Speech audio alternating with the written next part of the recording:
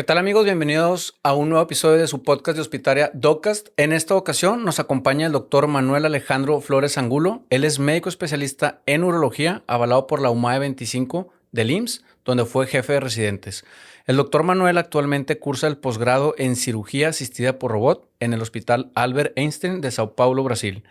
Y se dedica a su práctica privada en el centro médico, justo en Hospital Hospitaria. Bienvenido, doctor Manuel. ¿Cómo te encuentras el día de hoy? Muy bien, muchas gracias por la invitación. Gracias a ti ¿Tú por qué aceptar la tal? invitación. Gracias por preguntar. ¿Todo bien? Me da mucho gusto volver a vernos después de un tiempo. El doctor Manuel y yo compartimos ahí una reunión en San Miguel de Allende. Así es. Y justo hoy nos trae de nuevo el tema de este mes, que es justo el tema de la urología. Ahorita iremos especificando el por qué, la importancia de urología.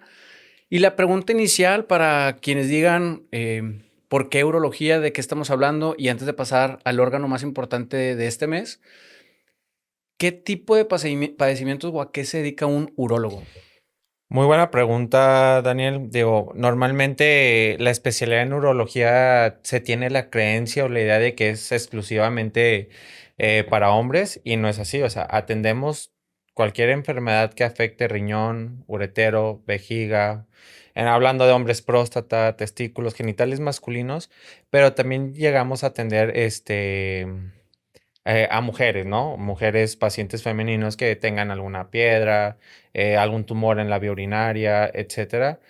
A grandes rasgos es normalmente lo que podría o a lo que abarca un especialista en urología. Infecciones de vías urinarias, piedras, tumores, una gran variedad de procedimientos y de enfermedades. Que eso ha venido cambiando porque justo a lo mejor yo salí hace 10 años de la carrera, 12 más o menos, y me acuerdo que eran pocos los hombres, más bien, casi nulas las mujeres que eran urólogas. Hoy en día cada vez hay más mujeres especialistas en urología, pero también muchas mujeres pensaban que siempre se iba a ir con el gine y que urología solo veía a hombres, pero hoy en día, y digo seguro siempre, pero creo que hoy en día hay más conciencia de que las mujeres también van con el urólogo y también las mujeres pueden hacer la especialidad de urología. Sí, claro, definitivamente, como lo mencionas, en los últimos años se ha notado el interés de doctoras por hacer la especialidad en urología.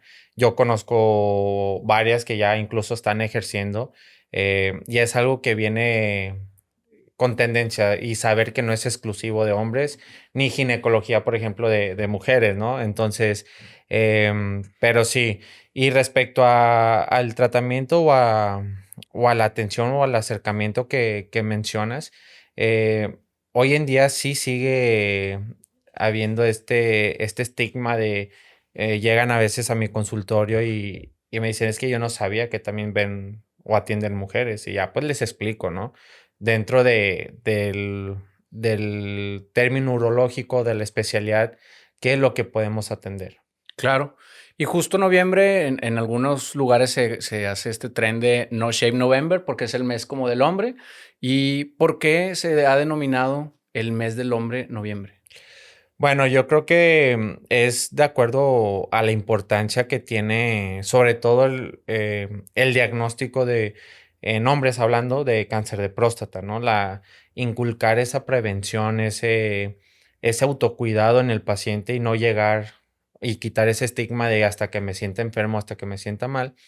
Y la importancia fue, uno, pues reconocer el término de hombres o masculino y pues bueno, a atender este gran problema que con el tiempo se ha detectado en mayor cantidad, pero gracias a la prevención que ofrece buenos tratamientos. Ok. Y justo para como maximizar o dar conciencia de este tipo de padecimientos, que son los que pues ahora sí únicamente nos pegan a nosotros, ¿hay una cantidad, un número, un porcentaje de cuántos hombres lo padecen? ¿Es más frecuente en alguna edad o cómo poder ir a algún foco? Sí, o sea, la edad normal en la que suelen o normalmente esperada que pueda aparecer es de los 50 años en adelante. Por eso es el motivo que se recomienda la vigilancia o iniciar la vigilancia a esta edad. Claro que hay ciertos factores que pueden modificar e iniciar más jóvenes, pero ya son pacientes muy específicos, ¿no? Hablando de antecedentes, que igual ahorita tocamos este tema. Em, y la importancia de atenderlo de manera temprana es las opciones de tratamiento que hay, ¿no? O sea, es es es muy amplia la variedad Y pues sabemos que, bueno, el cáncer de próstata de tipo, o sea, es un tumor maligno que afecta a 1 de cada 8 hombres y 1 de cada 40 puede llegar a fallecer por consecuencias de un cáncer de próstata. De hecho, fuera de los tumores cutáneos es el más común en hombres. Ok, perfecto. Y entonces ahora sí vamos a empezarlo a seccionar en grado de importancia y para ir enfocando y dándole un ritmo. La próstata de inicio, ¿en dónde está? ¿Qué es? ¿Tiene alguna función en realidad diferente conforme pasan los años o es la misma? Bueno, principalmente la ubicación está ubicada entre lo que es la vejiga y la uretra, que es el conducto por donde sale la pipí, digo, hablando eh, en términos Coloquiales. coloquiales. Está situada, es una glándula. Tiene funciones para metabolizar la testosterona o el manejo de andrógenos, que esto influye tanto en el desarrollo en las etapas embrionarias, en la formación del cuerpo masculino o de un bebé hombre, y conforme va pasando los años, el manejo de estos andrógenos y la testosterona principalmente, el que la convierte a dihidrotestosterona, es lo que va generando o estimulando la glándula para que pues vaya creciendo con los años y hay a pacientes que les va a crecer un poco más, a otros un poco menos. Ahora, otra función que contribuye en la formación de lo que es el líquido seminal, ¿sí? Al momento del eyaculado, con poca cantidad, pero sí influye, ¿no? Entonces son como de sus principales funciones. Realmente algo más allá de esto en importancia em, de importancia no. Claro, porque justo en el consultorio de medicina general, así como también en los últimos años ha venido esta tendencia de cuando salen positivos algunos receptores en mujeres que se hacen una mastectomía preventiva, podría decir así, radical. También me preguntan, oye, bueno, si mi papá tiene o tuvo cáncer, ¿me la puedo quitar de una vez? ¿Qué recomendaciones les dirías? Oye, pues espérate hasta tal edad, no se quita esto de manera preventiva porque a lo mejor anatómicamente tiene su función, es decir, ¿se puede quitar así como la mastectomía radical o no era esa recomendación? No, de hecho no está descrito manejos de este tipo y qué bueno que tocaste ese tema porque justamente ahí es donde entra el momento de iniciar la prevención. Si Mm. tuviste familiares directos, papá, ya sea hermanos o tíos de línea directa, la prevención inicia antes, a los 45 años. ¿Sí? ¿Cómo se hace? Con la determinación del antígeno prostático, principalmente una fracción libre y un ultrasonido.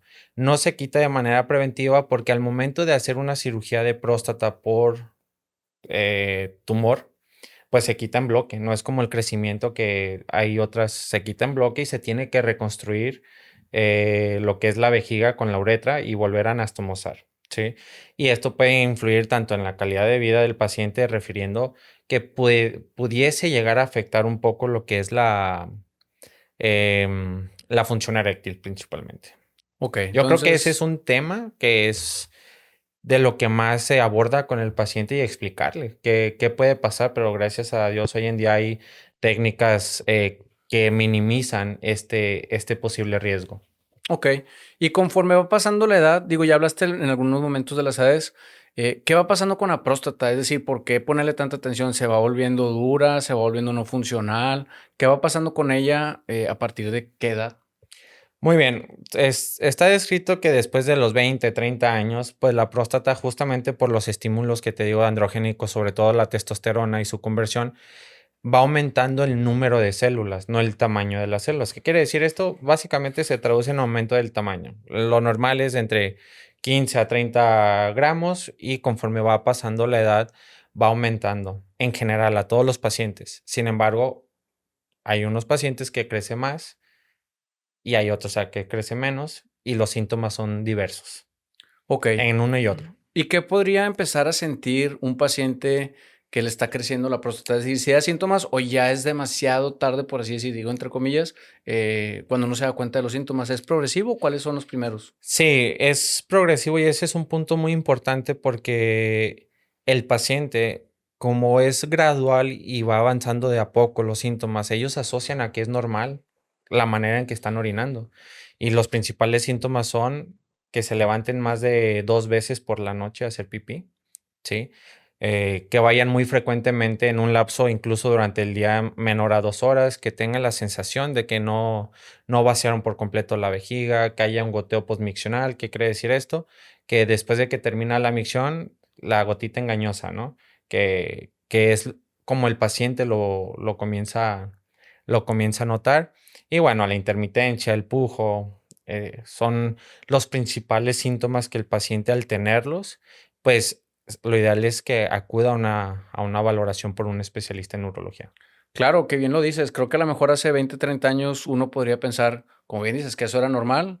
Por ahí los abuelitos te dicen, no, pues es que yo pensé que eso era parte de irse haciendo viejo, por así decir, que seguramente puede ser, porque tampoco todos esos síntomas significan que sea malo, es decir, está creciendo. Sí, La pregunta sería, ¿cómo saber? Porque ahorita mencionabas el antígeno prostático de inicio, para quienes lo escuchen, a lo mejor tienen este temor, oye, ese antígeno, ¿cómo me lo checan? ¿Cómo lo revisan? Entonces, contéstanos, ¿cómo se revisa el antígeno prostático y el ultrasonido por dónde es? ok.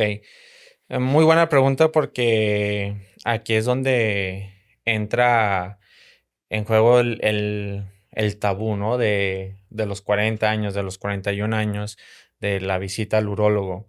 El antígeno prostático es una proteína que se secreta exclusivamente en la próstata y está descrito que en algunos otros lugares como hígado o páncreas se puede llegar a secretar, pero la verdad es que es irrelevante, es órgano específico, Ujú. ¿sí? Y se tiene que hacer una determinación sanguínea. Está la fracción total y la libre, que es donde sacamos alguna relación y eso nos puede hablar sobre la probabilidad de un cáncer de próstata. Es decir, si el paciente, la relación entre fracción total y libre está por encima de 20%, 25%, lo más seguro es que ese aumento en el antígeno está asociado a un crecimiento prostático. Pero si es de un 15% o menor, pues bueno, ahí ya tenemos que optar por algunos estudios para ver, porque aumenta la probabilidad de hasta un 70% la probabilidad de cáncer de próstata o que se esté tratando de un cáncer de próstata, ¿sí? El ultrasonido, pues normalmente es abdominal, pélvico y renal. Ya en algunas situaciones, ya si se va a tomar alguna biopsia o quieres una medición un poco más específica de la próstata, pues puede ser perineal o transrectal, pero normalmente es abdominal. Bien, y este tema que nosotros crecimos en la carrera seguramente escuchando mucho a los pacientes de esta tabú que decían, es que yo no quería ir porque era un tacto rectal, eso hoy en día se justifica, se hace, no se hace, ¿cuándo se hace? Es muy buena pregunta porque sigue siendo de mucha utilidad clínica, ¿sí? Obviamente se hace ya bajo ciertas indicaciones y sospechas que tienes en el paciente. El examen digitorrectal, como tal su nombre lo dice, nos permite tocar la consistencia de la próstata. ¿A qué va esto? Normalmente una próstata que es por crecimiento se va a tocar como si estuviéramos presionando una naranja, así suavecita que se va a tocar. Cuando es un tema oncológico o por un tumor maligno se toca muy duro, como si fuera una piedra, como si agarraras una piedra y la estuvieras tocando, así es. Pero ya estás hablando de que tienes una alta sospecha de que es un cáncer, un antígeno muy prostático muy elevado, algún estudio, una resonancia o algo que, que ya tienes algún resultado preliminar o con alta sospecha. Esto lo haces y se lo planteas al paciente. Al final de cuentas, hoy en día, cuando hay una alteración en el antígeno prostático, ya se usa muy poco. Sí tiene importancia clínica, pero se usa muy poco.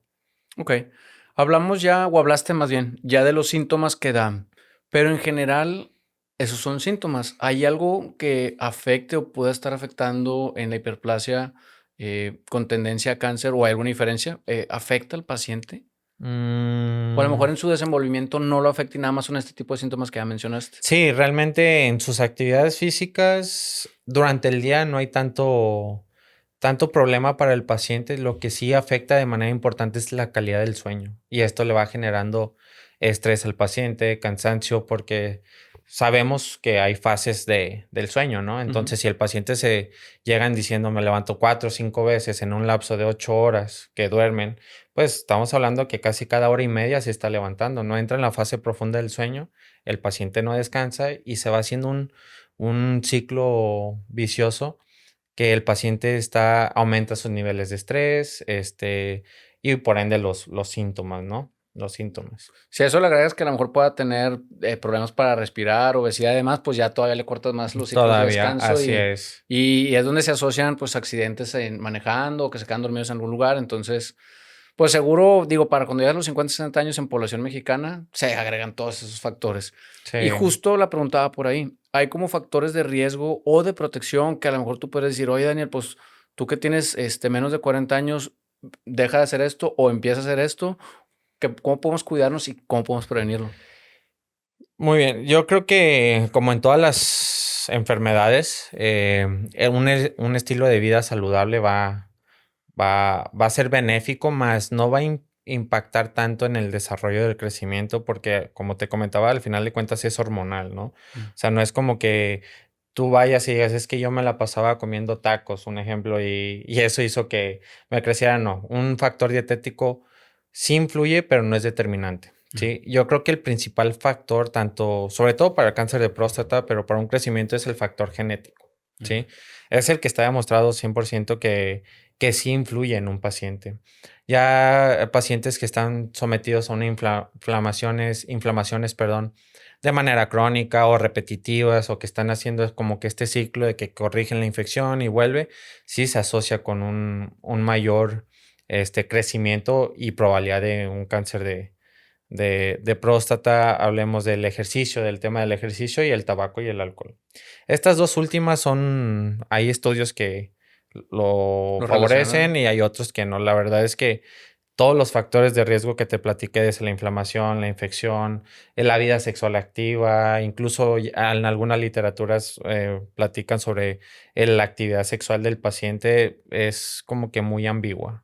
Ok, La genética es lo más determinante. determinante, así es. Entonces los ciclistas no se tendrían por qué preocupar, porque también hay ese mito entre los ciclistas que dicen, oye, pues que todo el tiempo estás sentado y pasas muchas horas. Sí. ¿Perjudicaría o no tendría nada que ver? Llega a influir en las variaciones del antígeno, ¿sí? Ujú. Personas que montan a caballo, que andan en bici, que son motociclistas, todo este tipo puede llegar ahí, pero es mínimo, o sea, no creas que se le aumenta, no sé, 10, 15 y, traes el antígeno en 15, pero eres ciclista. No, no pasa nada. No, o sea, lo hace, incluso hasta la eyaculación te puede llegar a representar Una un alteración. aumento de leve, pero un aumento del antígeno prostático. Entonces, por ese lado, No preocuparse tanto. no preocuparse tanto. Y Sí. decías que es hereditario, entonces, si el abuelo tuvo, papá tuvo, eh, es como en la mayoría de los cánceres que uno dice, bueno, si el abuelo lo tuvo a los 65, desde los 55 empieza, aunque tú ya bien decías, pues desde los 50 le empieza. Van acortándose, va ampliándose los años. ¿Qué recomendaciones deberíamos de seguir los que tuvimos algún abuelo que tuvo cáncer y luego papá y luego para dónde vamos? Fíjate que ahí la recomendación es a los 45 años. O sea, si tuviste el abuelo y luego tu papá y luego algún hermano o algún tío paterno de origen paterno que lo tuvo, lo recomendado es independientemente de la edad, a los 45 años comenzar con la vigilancia, que realmente la importancia de esto es un examen de sangre que te hacen, la determinación sale bastante rápido, tu ultrasonido, si está bien, nos vemos en un año. Si está bien, en un año, así hasta los 72 años. Y Hasta los 70, perdón que te interrumpa, hasta los 72 años es cuando se hace esta evaluación. Y ahorita que me quedé pensando en que te platicaba los factores, el, el tipo de raza sí afecta. Afroamericanos es factor un de riesgo. factor de riesgo. Después sigue los hispanohablantes, o sea, nosotros, y después pacientes de origen asiático. Pero lo que es el hispanohablante y afroamericanos tienen un riesgo, Más elevado. sí, muy, muy por encima. Pues bueno, tendremos que cuidarnos todos. Así es. En este tema de lo hereditario, la edad en la que uno tiene que irse revisando, mencionabas que hay una vez al año. ¿Puede cambiar dramáticamente de un año al otro y por eso es cada año? Porque ya ves que en algunos estudios en mujeres te dicen un año y luego 2 años y te la vas cada 2 años. En este sí es indispensable y muy recomendable, pase lo que pase, cada año de manera religiosa hacerse los estudios. Sí, El antígeno. el antígeno prostático sí te voy a comentar por qué. Porque cuando hay un aumento de crecimiento en el antígeno de 0.75 por año, te empieza a prender los foquitos, ¿sí? O sea, no es determinante para decir, ya voy a mandar al paciente a biopsia, pero sí, a ver, si de un año a otro lo traía, un ejemplo, en 4, al siguiente año lo trae en 4.75 y luego al siguiente año lo trae en 5.5, está haciendo un aumento constante y gradual del antígeno. Y eso es por qué es cada año. A veces hay pacientes que deciden hacerlo yo cada 6 meses, pero la verdad es que con que se haga cada año está bien y entra en función la fracción libre. O sea, se tiene que evaluar en conjunto la situación del paciente para poder ver qué relevancia clínica le vas a dar al antígeno o al nivel del antígeno que va a haber. Por eso es tan relevante llevar, uno, la medición, acudir con tu médico y tener bien documentado con alguien y no estar migrando a lo mejor de urólogo a urólogo, porque se pierde seguramente esa importancia de ver el incremento paulatino. Sí, de hecho, lo recomendado es que ahora sí que es tu urólogo de cabecera, ¿no? Para que te lleve desde el día uno que acudiste con un especialista en urología y lleve tu historial, porque así se va llevando ese récord y aparte, pues la confianza y la relación médico-paciente que haces es, incluso el paciente va tomando esa confianza de decirte, oye, doc, Se sentí sumó este esto, síntoma. oye, pasó esto, es normal, no es normal, porque si estás migrando, digo, cada quien lo puede hacer si así lo desea, pero pues no es lo mismo, ¿no? Porque siempre que generas una primer visita, aunque ya tengas un historial y tú llega el paciente y me diga, es que yo ya fui y me dijeron esto, aunque te digan eso, tienes que volver a hacer, evaluar todo nuevamente, ¿no? Obviamente, si el paciente lleva sus estudios, pues bueno, vas checando su score. Claro. ¿Y en qué momento se define o se decide si llevas supongamos en el paciente X, lleva 1 año, 2 años, 3 años y va poco a poquito? ¿Cuándo decides hacer el ultrasonido? ¿Cuándo se recomienda? ¿Por qué? No, el ultrasonido no está tanto orientado al tema de cáncer, sino es al Ujú. crecimiento. Ah, Sí, el ultrasonido se recomienda para llevar también una relación en crecimiento y también hay otra fórmula que se usa que sacas la densidad, ¿no? De relación antígeno prostático y tamaño prostático. Pero realmente es más para el tamaño y estar evaluando los síntomas del paciente. Ya cuando llega, hay una zona gris en los valores, ¿sí? Lo normal es de 4.5 hacia abajo, más o menos 4, dependiendo del laboratorio, ¿no? Pero si está de 4.5 a 12 se le determina zona gris. O sea, no a todo paciente mandas a biopsia. Ahí es donde entra el siguiente escalón de estudios, que hoy en día se cuenta con la resonancia multiparamétrica, que ya te dice, ok, hay una lesión sospechosa, un PIRATS 4 o 5, o sea, mándalo a biopsia, pero ya vas dirigido sobre la lesión sospechosa. Obviamente se biopsia el resto de la próstata, pero ya vas dirigido. Pero esa zona gris es para evaluar qué está generando el aumento. Puede ser desde una infección, una prostatitis, una infección, te puede elevar hasta 40, 50, 60 el antígeno y no necesariamente es un cáncer, ¿no? ¿y entonces el ultrasonido se hace de manera anual o cada cuánto Anual. La verdad es que yo lo recomiendo anual por prevención en general, no nada más enfocado, porque así estás viendo la estructura renal, la estructura vesical y pues también la próstata, ¿no? O sea, es como una prevención y cuidado inculcar a eso al paciente de la salud de las vías urinarias. Y seguro una pregunta que muchos te hacen, ¿tú haces el ultrasonido o lo tienes que mandar con algún colega?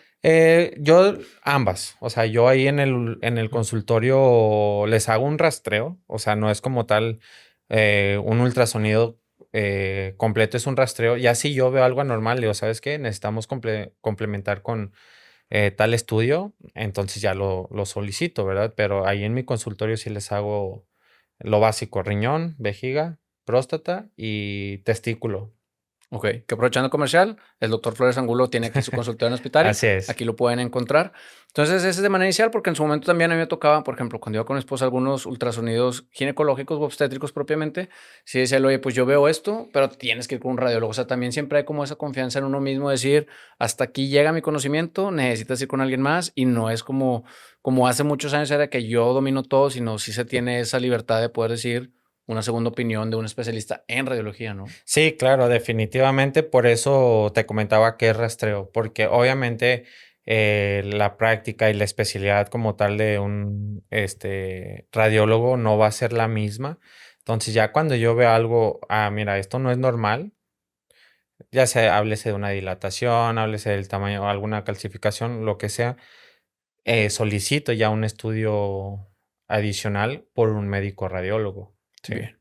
Una vez que vamos a pasar al escenario del área gris. No, no es cierto. Al escenario gris donde el paciente ya tuvo estos cambios en la próstata, en los exámenes, en ultrasonidos y se está empezando a considerar que tiene. Se manda a hacer una biopsia como estudio inicial cuando ya está en alta sospecha de cáncer de próstata. Sí, de hecho, podemos tener 5 estudios con una alta sospecha de cáncer, pero el único estudio que va a confirmar o descartar si lo tienes es una biopsia de próstata, que hoy en día se hace ya sea perineal o transrectal, mayormente transrectal y guiada por ultrasonido, por fusión, etcétera. Hay distintas técnicas que la que se utiliza es de acuerdo a la experiencia el radiólogo intervencionista, ¿verdad? Y en este tipo de procedimientos, seguro te lo han preguntado, es en un hospital, es en un consultorio, es bajo sedación, uno está consciente, sin dar feria de más, pero ¿cómo uno podría irse idealizando si ya tienes que estar en ese escenario? Bien, realmente es un procedimiento bastante corto en tiempo, seguro para el paciente, es con sedación. Yo en lo general a mis pacientes les recomiendo que sea en una sala quirúrgica, porque así tienes el apoyo del anestesiólogo para que sea menos molesto para el paciente, ¿sí? Entonces llega el médico radiólogo, el intervencionista y hace su biopsia. El paciente no le molestó tanto el tema de la biopsia y es una recuperación bastante rápida. Puede llegar quedar con un poco de sangrado, al momento de hacer pipí, por la punción o incluso un sangrado al momento de evacuar, porque pues si se hace transrectal, pues se puede llegar a tener esto, pero realmente es un procedimiento bastante seguro una vez ya teniendo como que los elementos que justifican su realización. Es decir, es un procedimiento menor y ambulatorio que el paciente no tendría por qué preocuparse a lo mejor, digo, ahorita tú me aclaras, pero por pedir un día, por faltar al trabajo, uno puede programar a lo mejor en fin de semana, entras y sales. Sí, de hecho entras y sales, la recuperación es bastante rápida. La mayoría opta por hacerlo un jueves, un viernes para que así se aproveche el fin de semana. Se aproveche el fin de semana para su recuperación. Pero sí, o sea, es bastante noble el hacerlo de esta manera para el paciente. Voy, que. Entonces se manda a hacer el estudio en el escenario adverso donde uno recibe el diagnóstico de que tiene confirmado cáncer. ¿Qué opciones de tratamiento hay? ¿Todas son prostatectomía radical, si es que el término es así, o hay diferentes tipos de cirugías? Sí, hablando de cáncer de próstata como tal, y ahí es donde entra la importancia de un diagnóstico temprano. Si se hace una prevención, se te diagnostica en unas etapas tempranas, el tratamiento puede ser con fines curativos. No quiere decir que todo paciente que se someta a cirugía se va a curar, pero Ujú. tienes mayor probabilidad de solo mantenerlo en vigilancia. Hoy en día, pues, es la prostatectomía radical, ¿no? ¿En qué consiste? Quitar en bloque la próstata con las vesículas seminales Mm. y volver a pegar la vejiga con la uretra para que el paciente pueda seguir teniendo sus micciones normales a través del pene, ¿no? Aquí es donde entran las distintas técnicas. Puede ser abierta, que hoy en día yo creo que no se hace y si se hace es muy poco. La cirugía por laparoscopía y la cirugía asistida por robot. Que de las tres, obviamente esta última es la que mayor beneficios te da, pero es muy similar a la cirugía por laparoscopía. Ya son muy puntuales como que los beneficios de uno versus otro, pero yo, la verdad, y te voy a ser bien sincero, en costo-beneficio, creo que es más obviamente si el paciente tiene El la manera, recurso. el recurso, pues obviamente se le dice pues la asistida por bot, pero costo-beneficio en cuestión de beneficios oncológicos, me refiero, recuperación para el paciente, etcétera, por la paroscopia es bastante buena opción. Y es un tipo de padecimiento que suele cubrir para los que tengan seguro de gasto médico mayor. ¿Es un procedimiento cubierto tanto robot como láparo o es Sí, algún... de hecho, si tienen algún seguro de gastos médicos mayores, ambas, obviamente con su confirmación diagnóstica, entran dentro de seguros de gastos médicos mayores, Ok, ya sea la paroscopía o Da Vinci. bien. En el tema, se hace la cirugía. Este tipo de cirugías, supongo que no es ambulatoria. ¿Cómo se imaginaría uno? La cirugía sí toma 2, 3 de internamiento y luego es un poco de reposo. Suelen incapacitar, por así decir, entre comillas, al paciente. ¿Cuál es el escenario que uno esperaría cuando ya te dan esa noticia? Fíjate, la ventaja de la cirugía por robot Ujú. o por la paroscopía es la rápida recuperación del paciente, ¿no? Se queda 1 o 2 días, dependiendo, obviamente cada paciente es distinto y se evalúa, pero el promedio es de 1 a 2 días. Ujú. El paciente, pues, está haciendo sus actividades en casa, reposo relativo, llamémoslo así, un reposo relativo, pero el paciente puede caminar, obviamente trae su sondita, los necesaria y indispensable para después de la cirugía, pero la recuperación es bastante buena y bastante rápida. Estamos hablando que en un lapso de una semana ya están reincorporándose a sus actividades. O sea, no es incapacitante más de una semana. No, o sea, La obviamente de normalidad. acuerdo a cómo, perdón, se evaluó al paciente, pero una semana, 10 días y el paciente. De Yo la regreso. verdad es que cuando realizo este tipo de procedimientos en pacientes, les digo 2 semanas. No porque se vaya a tardar, sino porque necesitamos que el paciente tome esa confianza en decir, ah, mira, así me puedo mover, no, o sea, estoy bien, ¿sí? O sea, y ya que se reincorpore, seguramente los patrones al escucharme decir 2 semanas van a decir, oye, ¿cómo dijiste 10 días? Claro. ¿Y por qué puntualizar en opciones de tratamiento temprano? ¿Cuál es como la diferencia entre una opción de tratamiento temprano y uno tardío? ¿Qué podría cambiar? Eh, l- Uno, pues principalmente el estadiaje, ¿no? El estadio del cáncer. Obviamente ya cuando está en etapas muy avanzadas, si te estoy hablando muy avanzadas, pues ya a veces la opción quirúrgica no es la opción. Eh, Opción está la radioterapia, está la cirugía, está el tratamiento hormonal, que ya es un bloqueo androgénico para evitar la producción. De hecho, nosotros llevamos el control de un paciente con cáncer de próstata con mediciones de antígeno prostático, de acuerdo al tratamiento que se haya sometido, son los valores que nosotros vamos a estar vigilando. Y si está en un bloqueo androgénico total, pues evaluar también los niveles de testosterona. Básicamente, cortamos la producción de testosterona para evitar la estimulación o alimentar, ahora sí como dicen el cáncer, ¿verdad? Ok. Para quienes quedan con un poco de duda, me incluyen ellos, eh, ¿el tratamiento definitivo e ideal es la prostatectomía o se puede empezar con estas opciones que acabas de mencionar de bloqueos hormonales y algún otro tipo de, por ejemplo, radioquimio? ¿Cuál es el mejor tratamiento? ¿O depende mucho de varios factores? Depende de varios factores, pero de un inicio yo creo que la mejor opción es la quirúrgica siempre y cuando se pueda y que el paciente sea candidato.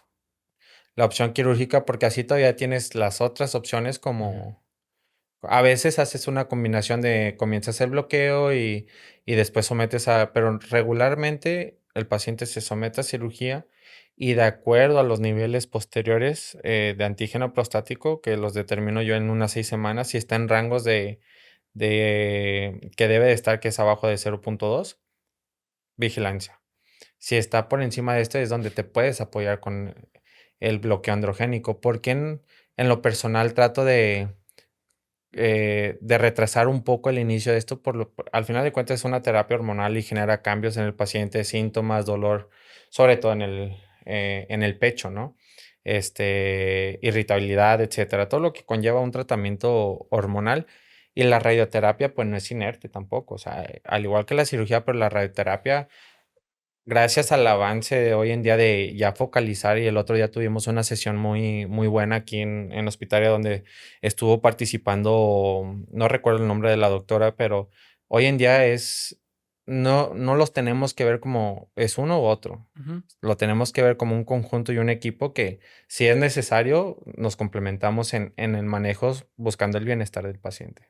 La pregunta iba dirigida a si ya no estás, porque supongo que si estás en una etapa más avanzada y ya no se recomienda hacer la prostatectomía es porque llevó a la mejor metástasis y entonces ya nada más es contención y el pronóstico es menos favorable. Sí, sí. O sea, ya cuando está en etapas muy avanzadas, que cómo nos damos cuenta, sobre todo el paciente que ya está en etapas muy avanzadas, ya viene con dolor óseo, porque el principal lugar a donde se va el cáncer de próstata es hueso, ¿sí?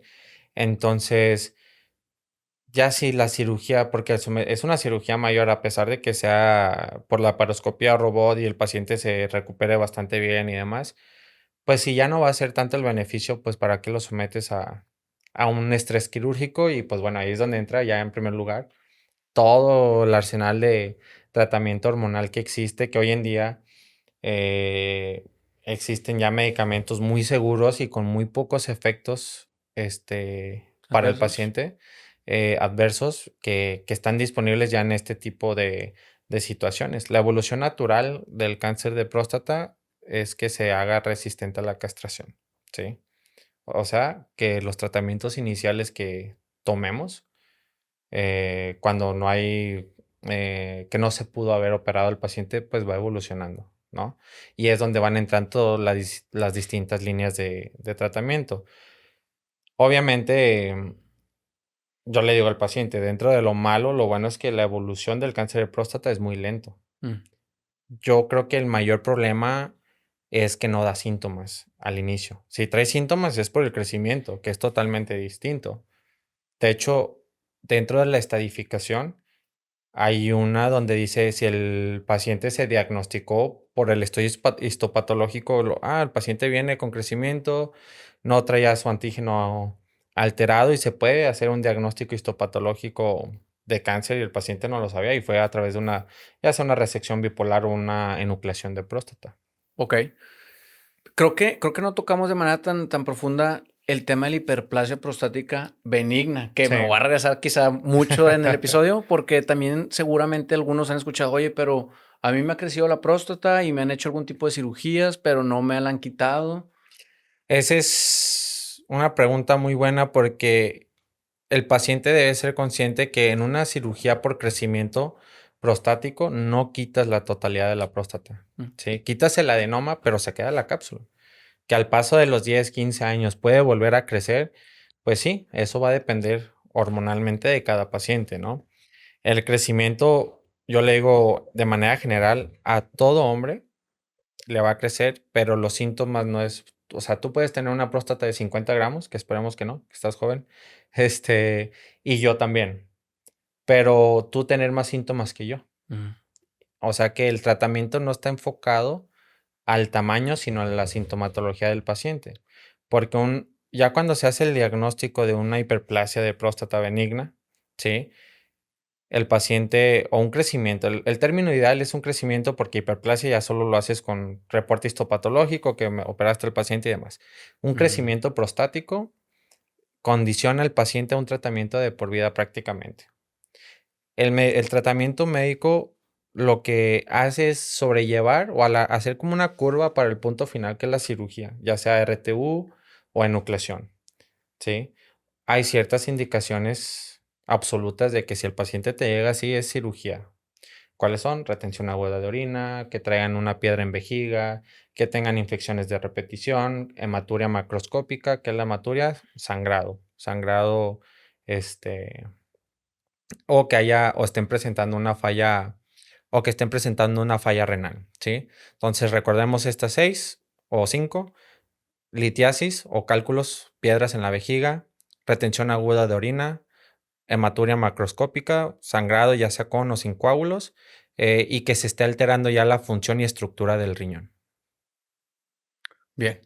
Eh, y me regresé un poco porque seguro más de uno tenemos un abuelo que ya pasó, bien decías, estás como alargando, pero que pueden pasar por una resección y luego por dos resecciones y no tener cáncer. Es decir, uno sí se puede estar, a lo mejor estoy hablando en solo un caso, ¿verdad? Pero sí hay este seguimiento, como bien puntualizabas, y puede ser que te sometas a uno, puede ser que te sometas a dos, y que nunca terminen por quitártela toda porque no hay cáncer. Sí, o sea, realmente un paciente que se opera por un crecimiento prostático es muy poco probable que vuelva a requerir una Otra intervención, resección. pero sí ha pasado y se hace y no pasa nada, ¿sí? O sea, obviamente son muy pocos los casos que sucede, ¿no? En lo que sucede este tipo de situaciones de que se operó. Obviamente que si te operaste a los 50, 55 años, pues probablemente a tus 80 ya traigas nuevamente un crecimiento que esté repercutiendo. Y la ventaja de la cirugía es que le dejas al paciente el tratamiento 2 o 3 meses después de la cirugía y se olvida de estar tomando medicamento para la próstata, porque ese es diario, diario, diario, diario, de manera indefinida. Bien, quise puntualizar porque también creo que no hablamos suficiente de ese tema y es algo que no todo crecimiento prostático es cáncer.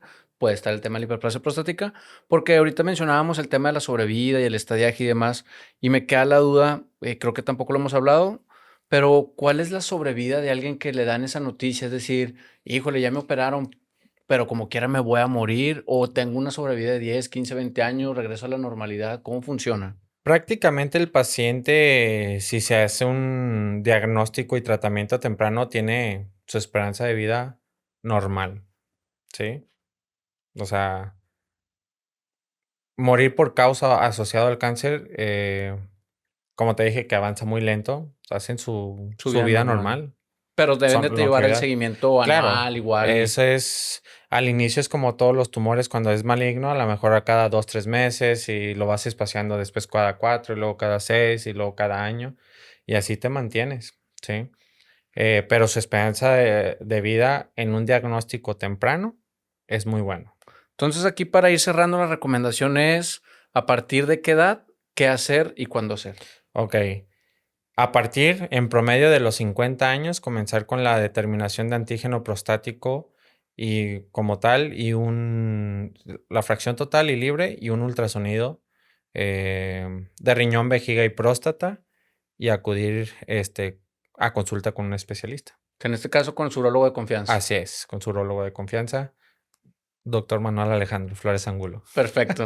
Bueno, muy bien. Y hay algo más hay un par de preguntas que tenemos, pero ¿hay algo más que se nos está escapando del tema de próstata, hiperplasia y cáncer de próstata con el que quiera cerrar? ¿O hemos hablado todo? Yo creo que abarcamos los puntos más importantes y sobre todo el gran tabú de que muchos no van por pena o por pensar que les van a hacer la famosa prueba transrectal. La verdad es que abordamos bastante bien el tema y pues bueno, no creo que... Y si llega a haber dudas, que nos escriban y se las vamos resolviendo. Perfecto. Que acudan a la consulta del doctor Flores Así Angulo. es. Bien. Ahora sí, hablando en la parte hospitaria, porque del año pasado, este año se pasó de ser top 10 a top 6, viene creciendo de la mano o de tus manos el crecimiento de la cirugía urológica. ¿A qué crees que se deba? ¿Es más conciencia, es más difusión, hay más pacientes de la población? Yo creo que aquí engloba la importancia del equipo como tal, el pertenecer a un hospital que sigue creciendo y que sigue mejorando su atención es muy gratificante porque podemos brindarle una atención de calidad y calidez al paciente porque no nada más influye el médico, sino es todo un equipo que viene detrás y para mí es un orgullo pertenecer y tener mi consultorio su consultorio cuando gusten aquí con ustedes y sentirte respaldado siempre en pro del paciente, ¿verdad? Ok. ¿También crees que, digo, tú has venido creciendo con el hospital? ¿Has visto cambios en el hospital en cuanto a la cantidad de pacientes, la cantidad de procedimientos que se realizan, no solo de uro, sino en general? ¿Cómo has ido viendo en los últimos años? Porque tanto tú con el hospital creo que han ido creciendo. Sí, fíjate que desde el tipo de cirugía y la cantidad de cirugía de mínima invasión, hablando urológicamente, ha venido en aumento. Es como todo, venimos creciendo, pero los recursos que hay en el hospital, la población que está creciendo gracias, o sea, ahora sí como dicen, gracias al trabajo de todos a un ritmo exponencial, o sea, y esto habla de que va creciendo bastante en población, en personas que confían en nosotros para su atención médica, y eso te motiva a seguir mejorando y seguir preparándote para ofrecerle la mejor, cirugía al paciente. Hablando quirúrgicamente, los procedimientos quirúrgicos que ya estamos realizando aquí en Hospitaria, eh, no me atrevería a decir el 100%, pero yo creo que un 90-95% ya es mínima invasión. O sea, una recuperación rápida del paciente, resolviendo, y la cirugía por laparoscopia es algo que está en auge en el momento en el hospital y está creciendo bastante, bastante. ¿Qué es lo que te motiva a seguir yendo a Sao Paulo, Brasil, a seguir capacitándote, no? Que todavía falta mucho camino por delante. Sí, claro, definitivamente a este ritmo yo estoy seguro que eventualmente se va a contar con el recurso del Da Vinci. Y bueno, espero al rato que me digan, oye, Eso lo cortamos. eso lo cortamos, pero es eso, Pero allá van, hacia allá van los hospitales, hacia allá ¿no? van los hospitales y es la motivación de decir, tengo que estar lo mejormente preparado para que al momento de que los pacientes recurran con nosotros y conmigo en específico, tengamos las herramientas de ofrecerles siempre lo mejor de lo mejor. Claro, porque ya no nada más es lo que el hospital o el médico quiere. Toca que el paciente dice, oye, ¿operas con Da Vinci o no? Y ya es un requisito hasta el paciente. Es decir, Sí, también ha cambiado el tema que el paciente ya también conoce mejores técnicas o más actualizadas que también pues van empujando al mundo a ese camino.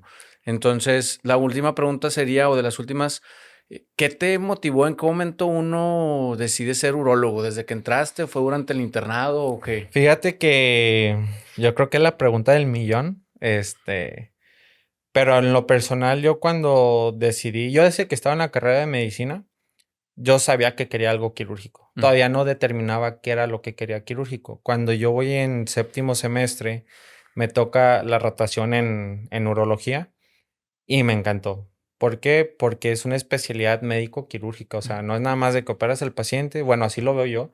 Que operas al paciente y ya no lo vuelves a ver. Es una relación que generas con él, que mínimo una vez al año te estás viendo. Y no es solo operar, operar, operar, operar, sino que es también, Consulta.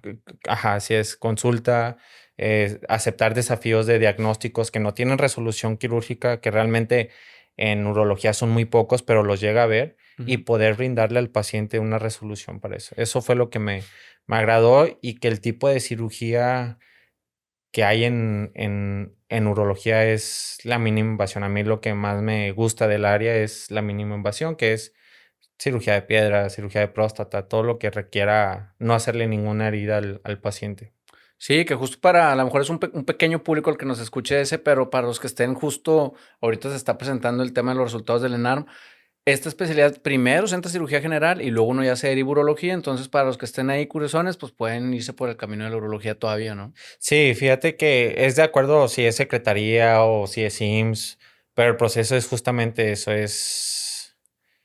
haces un año mínimo de cirugía general y ya si es institución, por ejemplo, el IMSS, pues son 4 años más. Hay hospitales de secretaría que te piden 2 o 3 años de cirugía general y después los 4 años. Yo creo que a los que realmente les gusta o nos gusta y queremos esta especialidad, disfrutas el proceso. Lo dices ya cuando estás de este lado.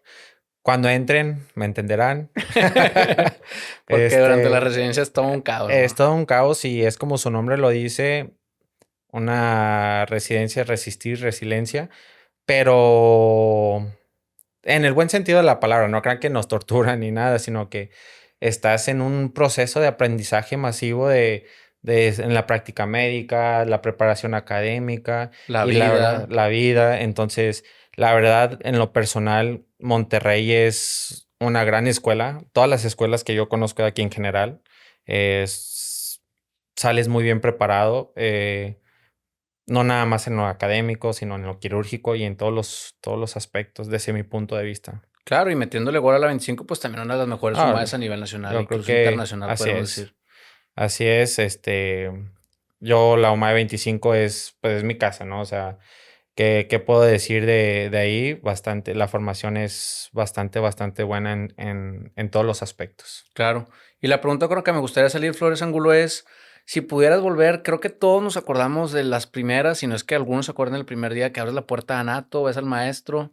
Si entraras a esa puerta y justo te imaginas cuando vas a salir y acabaste el primer día, ¿qué te gustaría haberle dicho al mini Flores Angulo que estaba en ese día?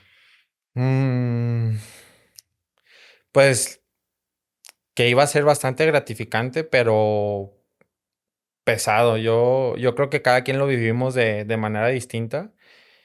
Y conforme vas avanzando, es como si desbloqueas un nivel nuevo. Piensas que, ya desbloqueé, ya pasé este nivel, pero el nivel que sigue te va exigiendo un poquito más y que creo que al final de cuentas eso es lo que forma a los médicos en general, esa formación.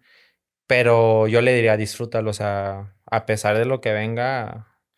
Yo a veces platicando con los muchachos, los residentes, porque a veces platico con residentes ahí que están haciendo urología, yo les digo, yo volvería a repetir la especialidad sin contar el R2, o sea, del R3 para arriba, porque adoptas un estilo de vida, conoces mucha gente, aprendes mucho, o sea, sientes un crecimiento personal y profesional cuando volteas dices, wow, o sea, no me imaginaba, ahorita que haces esa pregunta, entrando a microanatomía, disecar y demás, pues realmente no te imaginas en dónde vas a estar. Es más, con decirte que cuando yo estaba terminando la carrera de medicina, yo solo sabía que quería ser cirujano, pero no sabía cuál era el proceso y fue donde me enteré del examen nacional. O sea, yo no sabía, no sabes, muchas veces no sabes qué viene. O sea, al menos yo, hablando por mí, Es quizá que mucha siento que gente, pasan muchos años para cuando pones los pies en la tierra, ¿no? O sea, estás sí, así, primer semestre, segundo, tercero, cuarto, quinto, residencia, y de repente dices, como ahorita que salí hace 12 años de la carrera, 15, 20, o sea, se va integrando este chip de estar queriendo aprender, crecer en todos los aspectos que ya para cuando acuerdas de repente tienes que hacer una pausa porque se pasaron los años de sí, bolón, ¿no? y a ver el camino que recorriste y que has recorrido y no todo es bonito como dicen, pero de todo aprendes y a mí se me quedó grabado eso de que sabía porque cuando les dije, oye, ¿cómo llega uno a ser cirujano? Les dio risa porque, o sea, no sabes que tienes que hacer un examen nacional donde van todos los que quieren una especialidad y hay cierto, creo que ahí fue en el momento en el que entró mi espinita de competencia y la competencia es contigo mismo. Claro, O sea, sentirme, pues, me creo capaz de poder estar dentro de esa selección y pues obviamente si llevas una preparación lo vas a lograr, ¿verdad? bien, perfecto. Manuel, ¿algo con lo que quiera cerrar el episodio para despedirnos de la audiencia? Pues nada más hacer énfasis en la importancia del cuidado en los pacientes hombres, en este caso, enfocado por el mes, de acudir y hacer una prevención. La mejor medicina es la que se previene, ¿sí? Porque es diferente anticiparnos a tener que resolver un problema cuando ya está o tener que hacerlo con las herramientas que nos quedan. Entonces, yo creo que la prevención, hacer conciencia de que si nosotros tenemos salud, invertimos,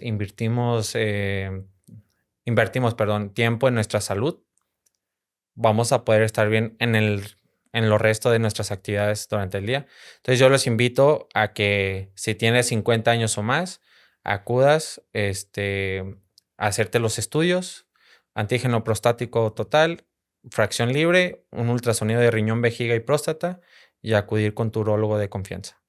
Pues de nuevo, muchas gracias por aceptar la invitación. No, gracias a ustedes. La verdad es que estaba un poco nervioso y se notó durante la plática, pero me sentí muy a gusto. No, de verdad que yo creo que casi no, pero muchas gracias de nuevo por aceptar la invitación y a todos los colegas que han llegado hasta este punto. Gracias por seguir el Doccast, el podcast de Hospitaria. Ayúdenos compartiendo este contenido en tus redes sociales para crecer nuestra comunidad y nos vemos en el próximo episodio.